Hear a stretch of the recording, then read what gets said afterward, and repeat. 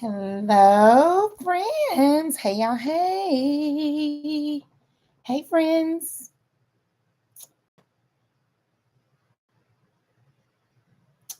All right. Let's get this party started. All right. Listen, y'all. Your girl, Coach Tuka. How are y'all doing? How are you doing? If you are new here and you have no idea what a Coach Tuka is, okay, it is I. I am she. My name is Tanisha James, and if you're new here, I go by Coach Tuka, and the name Coach Tuka represents the fact that my name is very uniquely spelled. Okay, commonly mispronounced as Tukanisha. Okay, but hey, Rochelle, listen, but it came to represent the transformation that I have had in my life. Okay, so it started off as a joke, but really, it reflects the fact that I'm a woman who took a 180 in my life. So I'm a former teacher, okay, ninth grade social studies teacher turned health and wellness coach for busy moms who are ready to lose weight. And I'm talking about physical weight, but I also mean mentally and spiritually. So I spent a very large portion of my life taking care of people, other people's children, my own children, my husband, my family, my community, and putting myself extremely dead last on the list. And so one day I looked at myself in the mirror. I looked in the mirror and I looked at me. I didn't recognize me. Okay. And I was trying to figure out how the woman that was standing, but how did we get here? Okay. I said, who is this woman? And I made a decision right then and there. I was going to take better care of me. So I lost over 80 pounds. I got rid of my high blood pressure, my ocular migraines, my debilitating menstrual cycles, my severe anemia, and severe. And when I say severe, I mean severe fatigue.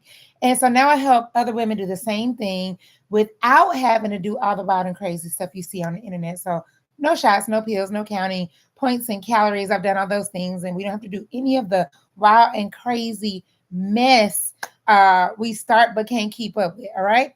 So my journey led me to create to the creation of my wellness community known as Ready Set Habits Wellness Community. Is a safe place where busy moms come together to lose weight and all the things that are holding us back. So we change our habits so that the weight will last, like the weight loss will last. And we finally learn to put ourselves back on our own to-do list. So if you are a woman who's tired of starting over, you're tired of wondering how did you get here, who is this woman looking back at you, and you're really ready to change, and you want some support while you're doing it, you're in the right place. Just click the link in my bio, and you can join us inside the community. We are waiting for you. So today, here's what I want to talk about, because I promise you, this right here, nobody ever told you. This is I'm gonna tell you. There's a couple of things, but this right here is this what's been getting blocking your weight loss, getting in the way. So I'm gonna keep it 100 with you today, because I bet you nobody ever told you this, and this is why you're having a hard time losing weight. If you have started over and over and over again, and this thing and that thing, and it's not what you think. Okay, the thing that's getting in your way is not what you think. You think it's the plan that you signed up for. You think it's the products that you use, and some of us think it's our willpower. Okay, you probably have tried you and me, you probably tried counting points and calories. You probably tried the cabbage soup thingamajiglet. You probably have tried a whole bunch of things, and maybe you even know what it is that you're supposed to do, but nobody ever told you that what's getting in the way of you losing weight isn't just your habits, that is in your head and your heart. All right. So here's what my life used to look like. I just want to give you like a little snapshot, because I have a feeling that we similar in this way. Okay. So for a long time, I was a busy person. I was making moves. I was doing all these things. I was showing up for everybody else, but there was never a time that I could say I stopped to ask myself, Tanisha, what do you actually want? Not only did I not ask me, nobody else asked me. And if you had stopped and asked me, like back then, 5 years ago, 6 years ago, because I was on this journey for 15 years, if you had stopped and asked me, what do you want? I probably would have started stuttering. Okay. I probably would have been like, because honestly, I didn't know. All right. I probably would have said, and this is what you probably would say if I asked you today. If I said, what is it that you want? You would probably say, I just want to lose some weight. I want to be healthy. You might say, I want to feel better. I want to get back in my clothes again. You remember the size you used to be. I want to get back in that size. I want to be happy. I just want to have more energy. I just want to get back to my old self. I just want to do better. Like, I want to be around for my kids and my family. You would probably say something like that. You would probably say, I just want to feel good. I just want to feel better. This is the type of stuff that I would have said, and I know is what you would say. All right. And the first thing I want to say is, why do we do that? Why do we do that? Why would we answer that way to such an important question? Why in the world would you respond if somebody's asking you, meaning you have the option to express your heart's desire? You would give an answer like, I just want to feel better. I just want to be smaller. I just want to have more energy. And I'm going to tell you, I know why. So the first reason that you do it is because a lot of our time is spent in survival mode. When you are a mother who is juggling your children, your profession, your marriage, your family, your financial obligations, and everybody, everywhere you go, needs something from you, it becomes super duper easy for you to spend years of your life just getting through this day and then the next day and then the next day, and you look up and there's a week gone, and then you do it again next week, and it's all on repeat. And you get so busy putting out fires that like you have forgotten to even dream about what's possible. You have no time to even check in with your own heart. So some of this is because you are in survival mode. You're just making it from day to day. The other reason why we would take such an important question and give such a non-justifiable response is because our our identity, who we think we are, and how much we think we matter, gets caught up in the things that we do. So your identity is wrapped up in your doing. As women, as busy moms, I don't know if somebody, is there a secret class on it? I don't know.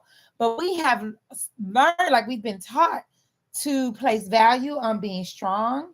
We also put value on things like being helpful, being reliable, being the type of person that other people can depend on. And I am not saying that those are not good things. All right.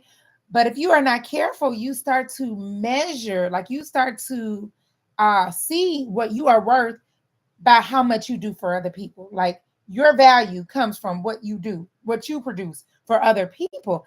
And over a period of time of continuing to do this over and over and over again, guess what?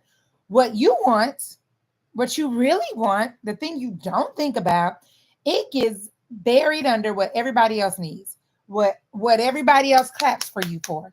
Okay, what everybody else expects from you. All right, and so you don't ever really promote what it is that you actually want.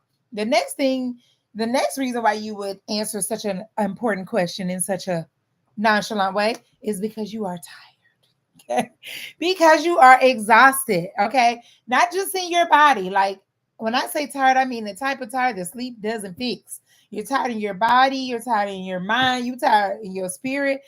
Being chronically exhausted is a real thing. So when you are worn out, when you literally have no energy, it is hard to think about what you want for the future, baby. We just trying to think about what we want tonight. All right. You're just trying to make it through the day. You're just trying to make it through the week. So when you are fatigued, you can't see a vision. You don't see a vision because you are tired. The other thing is nobody's ever gave you permission.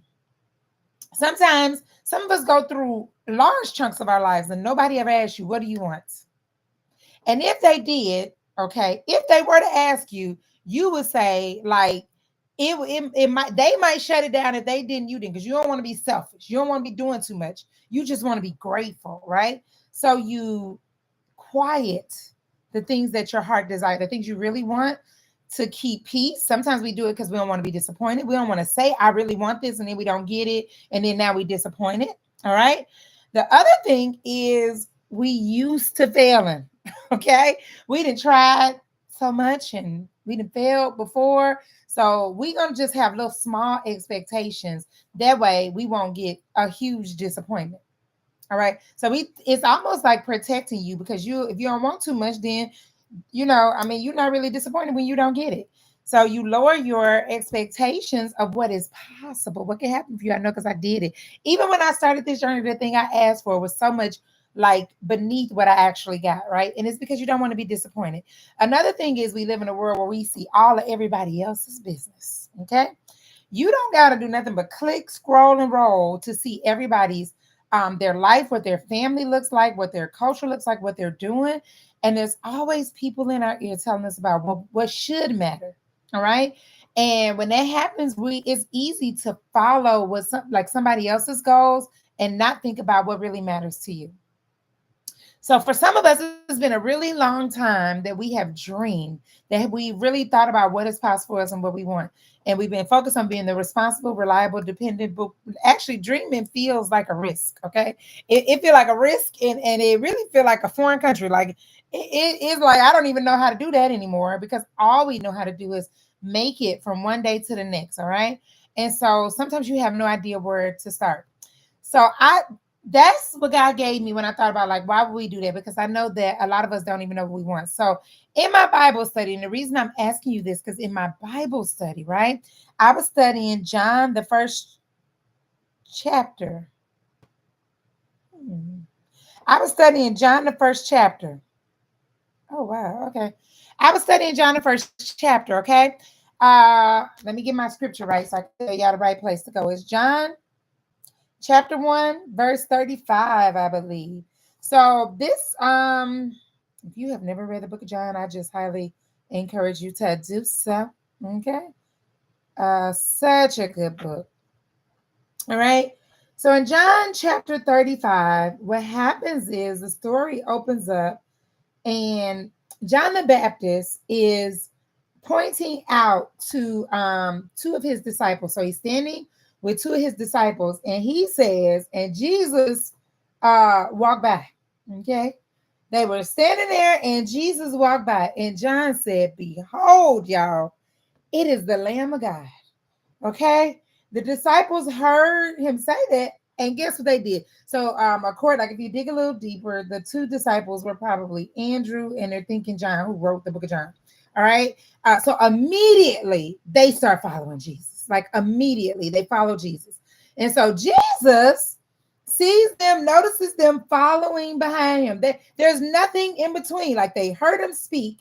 And this is how you know it was immediate. Is that the two disciples heard him speak, and they followed Jesus. There was nothing in between. They heard him speak and they followed Jesus. So Jesus sees them walking behind them, and instead of just letting them follow him like they was doing, he, and they ain't said nothing. They ain't asked the man nothing. They just following him. Okay.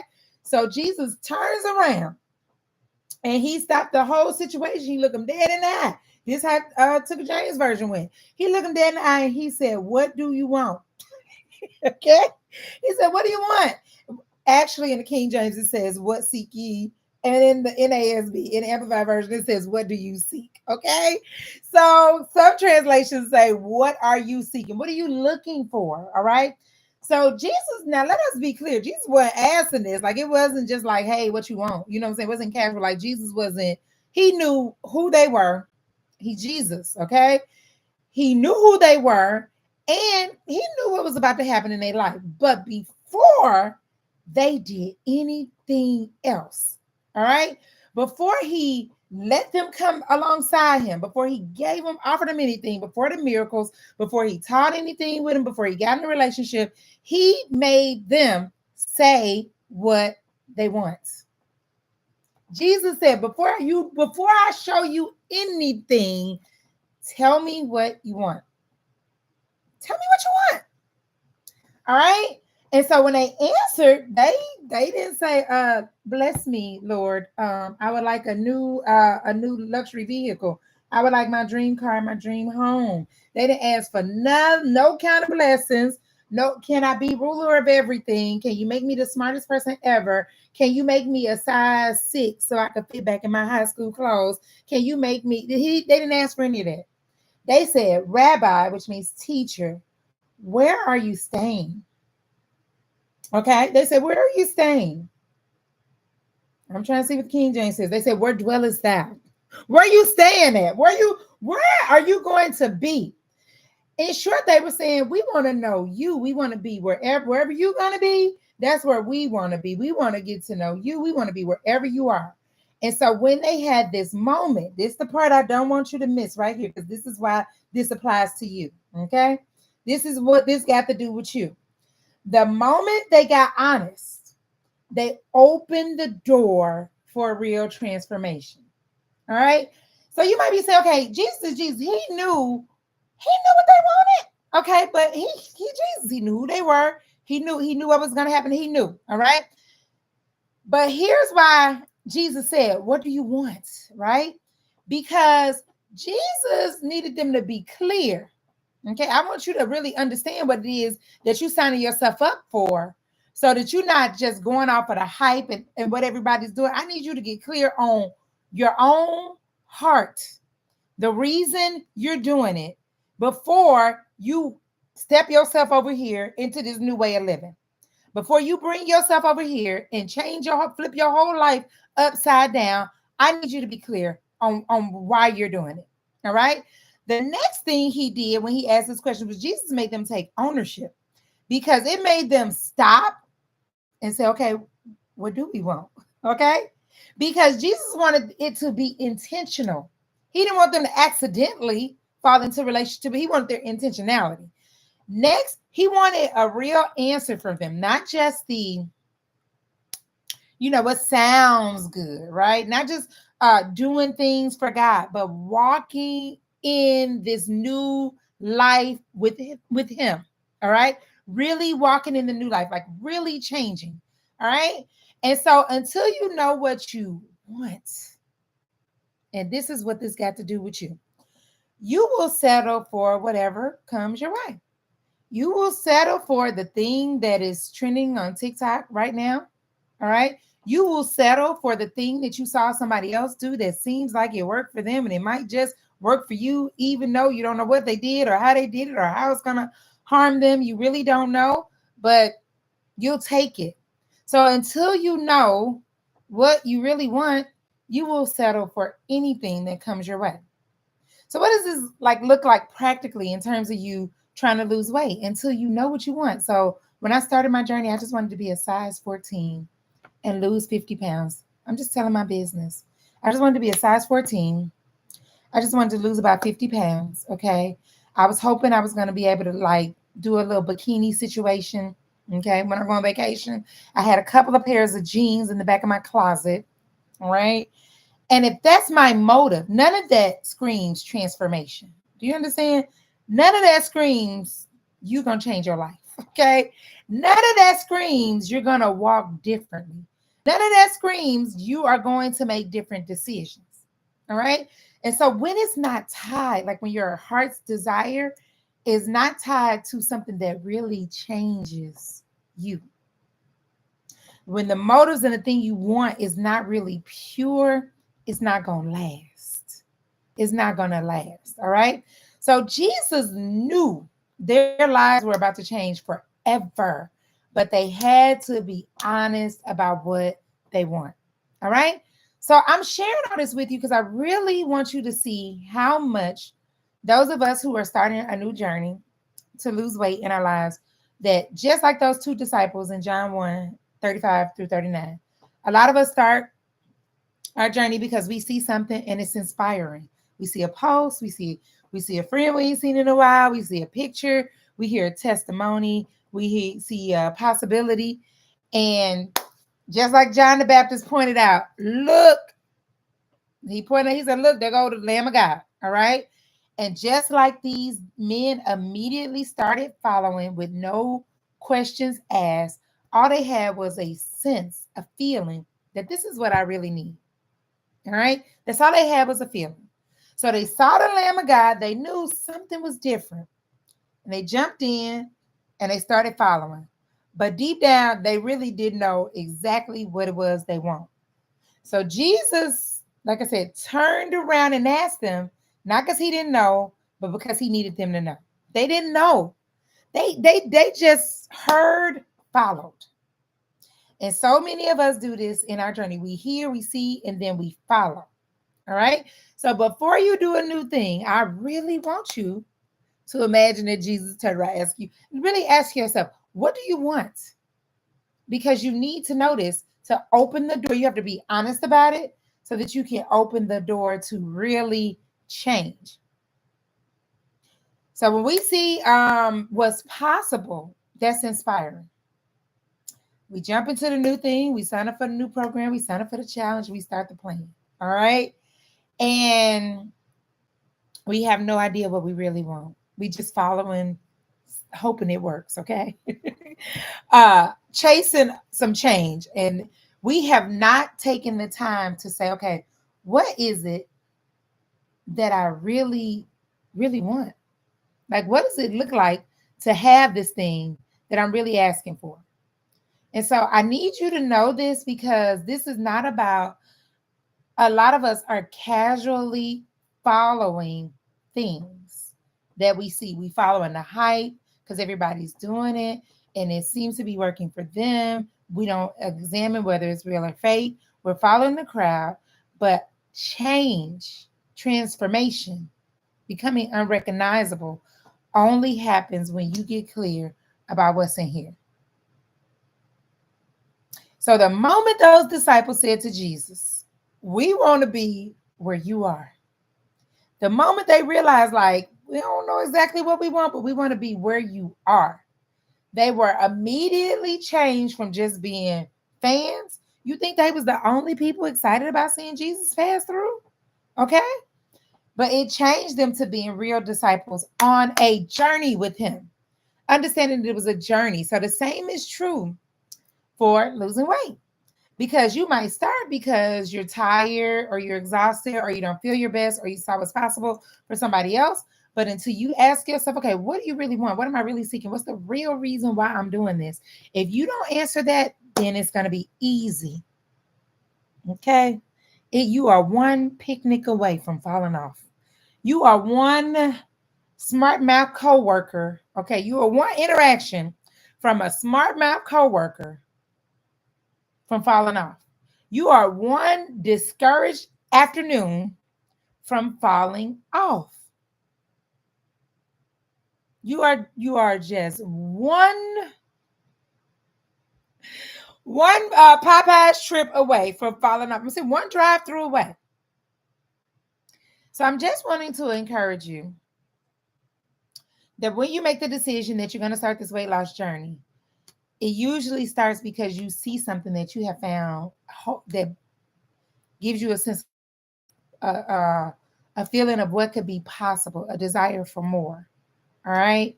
And you start to follow it, and your intentions might be good, but you have to know what you really want. So it's not enough to start following, it's not enough to start the thing. You have to get clear. So, are you chasing a number, or do you really want to be free? Do you really want to know how you got to where you're trying to go so you can bring other people with you? Do you really want to know like how to get back if you ever like lose your way, if you ever get lost? Like, do you ever know? Do you want to know, like, do you just want to lose some pounds, or do you really want to feel confident again? Do you want to just fit in the outfit, or do you really want to be healthy, like love yourself again? Start taking care of your body the way the word says we're supposed to. So anyway, I'm just saying your answer can do the same as the answer that the disciples gave Jesus. It can open the door for everything that comes next, but it's not going to be a real change until you know what you're thinking and you're willing to say it out loud. So if you have so far on this journey been grinding, serving, showing up for everybody else, the kids, the husband, the church, the whole nine, and you maybe don't even know what you want anymore, right? You're tired. You know you're frustrated. You know you wish that things could be different. All right. I want you to know that it's time for you to start moving towards what you really want, not what you think you're supposed to want. All right. And when you come to weight loss, is it about you or is it about what the world says that you should do? All right. So if you are here with me today and you're like, Coach Took, I honestly don't know what I want anymore, I want you to know that that's okay. All right. And I know that it comes from a place of being busy taking care of everybody else except for yourself. So I want to help you today. I want to help you to figure out how, I want to help, like, give you some steps to help you figure out, like, how to know what it is you really want. So the first thing you got to do is you have to give yourself permission to tell the truth. Okay. I don't want you to filter your response through the nice, safe, Christian church lady answer of what you should be doing. You have permission to want what you want. Okay. Not just what other people expect. I want you to be honest with yourself for a change. Don't get a pretty answer. What do you want? All right. So, for example, when I was laying in that bed, and in my soul, okay, because I was laying in the bed. I don't know if I shared this story, but I was laying in the bed and I just felt bad. I just felt like trash. I was super exhausted. We're in the pandemic. I had worked all day sitting here at this desk right here, teaching down, okay, teaching the children on the internet on Zoom. And that was exhausting. We're in the pandemic and I am just tired. Okay. I work from my house. It shouldn't get no more convenient than this. So why am I tired? So my evening prayer and devotional time, I'm just like, Lord, I know that this cannot be all there is. Okay. I just know that there's more to it than this. Like I should be able to feel better. I should be able to like have energy, feel good in my body. Like what I like. I know I don't. I know you don't want me to go out here and be a supermodel, but Lord, shouldn't I feel good? Like when I look at myself, shouldn't I feel like I like what I see? Isn't that a good representation of you? So without knowing it, right? What I'm asking God for is number one, freedom from the things that had me bound, like sugar and terrible eating habits and uh no boundaries with food or people or myself. I'm asking God to give me a freedom because what I see in the word is the abundant life. So I know that's what I want, even though I have no idea, y'all, how it really looks. I just know it's better than this. Okay. I just know it's better than this. And I was bold enough to say, Lord, it's in the word. I see it right here, but I don't see it in my life. And Lord, I just need your help with this. Right. So I want you to be honest and I want you to have an honest conversation with God about what it is that you really want. Even if you don't have the exact name, just start to talk, talk through it with him and tell him what you really want. All right. So sometimes when you need to get clear on what it is you want, I want you to start with the things that are not working. All right. Sometimes it's wild, but we will get the clearest answers from the things that frustrate us the most. So I just told you. So think about what is it that you are just tired of?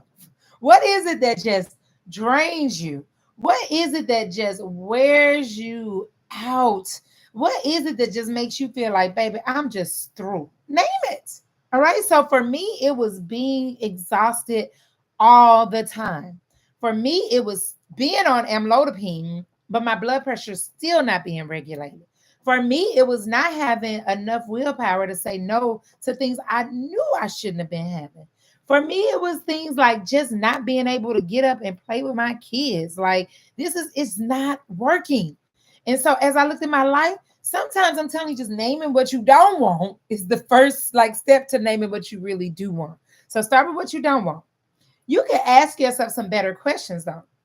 You can say, if I woke up tomorrow, okay, and I love my body, I was in love with the amount of energy I had and the life that I was living, what would be different? What would be in that version of my life that I do not have today? Right? What things would I do that I keep on putting off if I knew that I could wake up tomorrow? And what you're going to find is the answer is not always a smaller size. Sometimes it's walking into a room and knowing, baby, that you ain't better than nobody. Okay. Not saying walking in the room and down in anybody, but walking in the room and knowing, baby, I feel good about the way I look. It's about looking in the mirror and saying, okay, all right, from time to time, not looking in the mirror and being disgusted and grabbing, grab on our stuff and and all of that. God don't want that for us. All right. So sometimes it's just joy. Sometimes it's peace, freedom from worrying about what this ache mean, what this pain mean, what this, we don't ever know. All right. I also want you to start paying attention to the things, these little like nudges that you feel emotionally. You see somebody living a certain way, might make you a little jealous. Okay, if you're not a jealous type person, it might make you inspired. You see somebody living well. I remember there was a lady at my church, and this has nothing to do with weight, but she was just a lady at my church who, I don't know, just very well put together lady. Okay, always very nicely dressed, and just her hair was always done. Her kids looked like they were being raised properly, and it just looked like her husband. They had the little matchy matchy. And it was like, this lady right here just looks very well put together. When I saw this lady, I wasn't like, she thinks she all that. I really wondered, like, what is it that she has to do? She was fit. She worked, you could tell she worked out and took care of her body. So when I saw her, I was like, this lady, I just had the utmost respect for her because I'm like, how does she make this happen? Like, how does she take care of her body? I bet her house clean. Had never been to her house, but I was like, I bet her house clean. I know it is. And her kids look mannerable and well put together. And she looks, how is she doing this? All right. So notice the things that make you feel like this. So notice it in a positive way. And if you have ever seen somebody and turned your nose, what is it about the person that makes you turn your nose up at them? Or what is it about the person? Like, what is it that you see in somebody else living a certain way that inspires you, frustrates you, or bring out the jealous side of you? That's a clue. What is it about their story, the way that their life is designed that kind of hits you deep? All right. Because God can use those feelings to point you towards the things that you really desire, not out of covetousness, but just wondering. Like, I didn't want this lady's life, but I did wonder how she got. I mean, her kids were older than mine. I didn't really consider that because I do see now that things change a little when your kids. I had small kids at the time, but I really was like, how is she doing this? Like, how is she making this happen? Okay, she was like the brown June Cleaver. Okay, I was just like, this lady. She worked. She took care of her body, took care of her kids, and I was just like, this lady here. I'm just help me, sis. Okay. So the other thing I want you to do is to give it a try. Like, don't be afraid to try. And if it's not the thing, then just like try and see if this is what you really want. Because a lot of times when we just get started, like when we just move into place. So, for example, in my story, like all I wanted to do was lose 50 pounds and be a size 14. I know I didn't even have the faith to ask the Lord to give me off my blood pressure medication. All right. Had no conversations with him about blood pressure medication or ocular migraines. These were all things that I thought that I had to live with. I just know that God sometimes just needs us to start. All right. So ask him, like, ask God to show you, like, what's really for you, not just the thing that's the most popular right now, what you see everybody doing. Write down your prayers, write down your dreams, write down the things that frustrate you. Because getting clear is a process. It doesn't always happen in one fail swoop, like one revelation, and now you're clear. So you have to be patient and you have to trust that God is working, even while you're trying to figure it out. So you might not have the answer tomorrow. But as you reflect on this and you try to figure out, I don't want you to chase the stuff that sounds good. This is how we end up on things thinking it's the thing, and it's definitely not the thing. Y'all know how I feel about Ozempic.